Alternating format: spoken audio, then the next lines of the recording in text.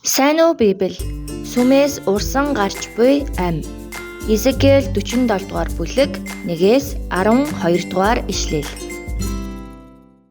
Изекиэл номын 8 дугаар бүлэгт Изекиэл эзний алдар сүмээс гарч буй үзэгдлийг үздэг.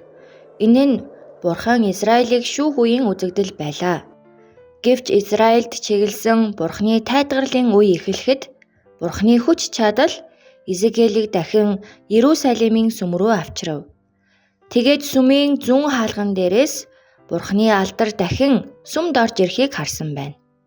Тэр үед гарсан дуу нь нүргэлэн, мөрөлдөх, давалгааны чимээ мэт байсан бөгөөд газар дэлхий түүний гэрлээр дүүрэн гэрэлтсэн гэдэг. Библиэд тэр намайг дагуулж гэсэн хэллэг давтагддаг. Изекиэл түүнийг даган сүмийн энэ тэр газраар явж үзжээ.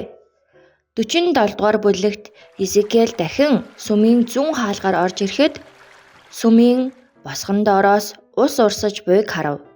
Тэр ч бас дагуулсан газраар нь даган ус урсан очих зүг рүү алхсан байна. Тэрээр хэмжүүрийн утас авч Изекиэлтэй хамт 500 м алхав. Дараа нь Изекиэлд усыг гатал гэж хэлв. Изекиэл гаталхад сүмээс гарсан ус шагаа хүртэл ирсэн байлаа. Тэр дахин хэмжүүрээ барин 500 м алхлаа. Дараа нь дахин Изекиэлд усыг гатал гэж хэлв. Энэ удаад гаталхад ус өвдөг хүрчээ.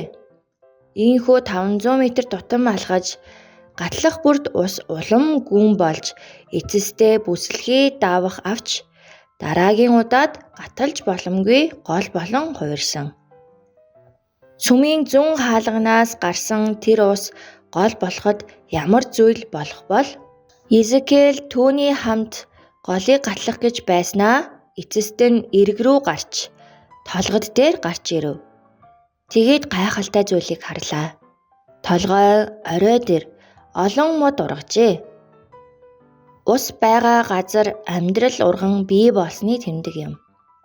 Тэрээр Изекиэлд энэ голын ус урссаар байгаад тэнгис рүү хүрнэ гэж хэлсэн. Сүмээс гарсан ус үхлийн ус гэж нэрлэгддэг.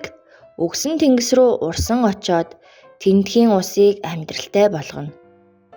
Тэгэхэд төрөл бүрийн загас олширч эрэг дагуу загасчид игнэн зогсох болно. Гэвч бас нэгэн айдас төрүүлэх үг бий.